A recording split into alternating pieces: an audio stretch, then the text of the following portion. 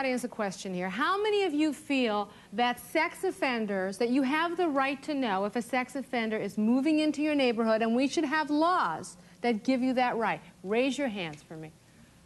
A lot of you, a lot of you. Okay, why do you think so?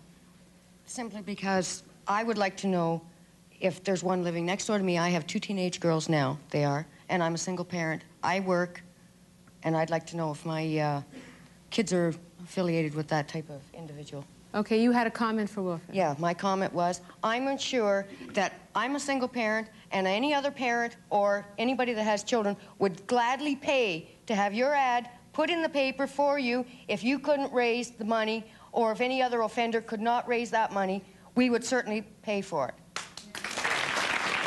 Okay. Debbie, let me ask you. You're a parent whose little boy was, how old was your little boy when he was molested? He was 8 years old. 8 years old. And this is astounding. You should know that the man who molested Debbie's son lives 5 blocks. He's moved back into the neighborhood, and he lives 5 blocks away from her. And you see him all the time. Yes, I do, Shirley.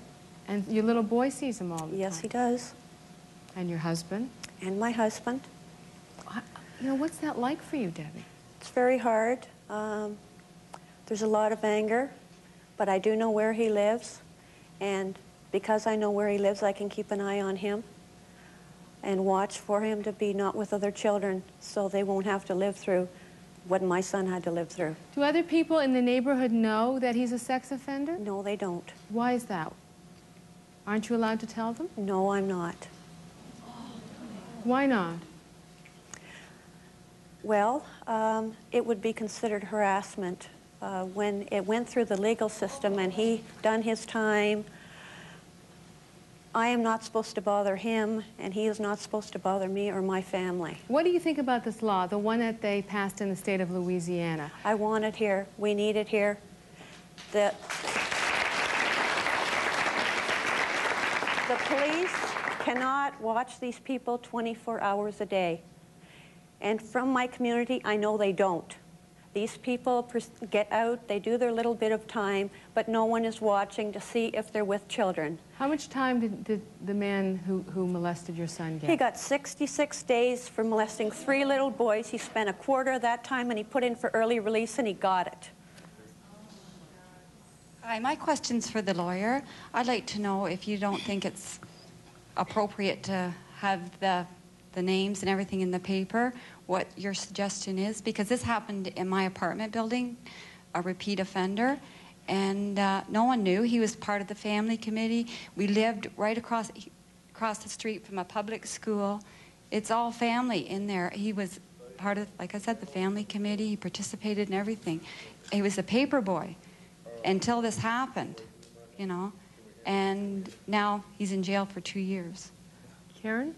I don't think that putting names in the paper is the appropriate solution, but that's not to say that we can't have any solutions. And I'm aware of at least some new legislation that has been passed that might appease some people's concerns, because certainly sexual offenses, particularly as against young people, is upsetting to all of us. And I don't want to see it happen. But I just don't think that this is the appropriate solution. In British Columbia, Saskatchewan, they are setting up a situation whereby sex offenders or alleged sex offenders, when they're on bail, can wear bracelets on them. We might well want to think about doing that when they're on probation, that is after they've been found guilty and finished serving their time. Do that for a period of time so that they can successfully reintegrate and people can keep a watch on them. There's a new offense that's been put into the criminal code, or whereby you can bring an application before a judge if you think that there's a person in your community that is potentially going to offend against children or do sex crimes, and you can get sort of a peace bond as against them, and there's a judicial determination made, but there's got to be some type of finding, and you still have to apply due process of law to these people, because if we simply start doing the Louisiana approach, as I say, you're overshooting. You know, we see a problem, but why deal with it in an inappropriate way? It will only set us up for dealing with other problems in inappropriate ways. Besides robbing a child of their life, I think the worst thing that you can do besides that is to rob a child of their innocence and their childhood. And that's what sex molesters and child molesters do. And I'm sorry. I think you throw the book at them. And if that means telling the next door neighbors and everybody within a mile or 3 miles. Neon signs if necessary, whatever it takes. But then you get up, Put an X on their forehead.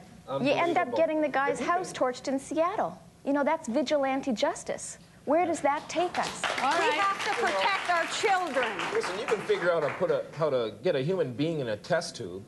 You can make a machine to throw a chicken in there, and then it'll come out already cooked on the other end. But you got to tell me you can't figure out how to take care of one of these pedophiles without hanging a sign on them? There's got to be a better way than that. Well, there is. It's called keeping them locked up forever. That's right. Go ahead. Exactly. At $40 to $50,000 a year it costs to keep a federal inmate in. Bargaining. Well, that's right, and this is where That's I why know they're this not lady keeping them from. locked up, is because it costs too much money to keep them in the penitentiary. This way, when you let them out, they are then responsible for their lives, and whatever takes place thereupon after. Do you They're think, let me responsible ask you this question just before we go to the break, and you can think about it during the break. Do you think that if they know that when they come out, they're going to have to do this, let everybody in the neighborhood know, no matter where they live, do you think that in some way that it might prevent them from committing these kinds of crimes? Think about it a little more. All right, lots of, you don't think so? Well, I don't think so at all. No, I mean, because there's no treatment for them. They do not respond to it is an illness, and it's like you really can't. It's like an alcoholic can take and abuse, but a sex offender can't. There is nothing to prevent them from doing what there is they actually I that see. something that has been done in some states, in the state of Texas, castration. Yeah, sure, that's the that's answer.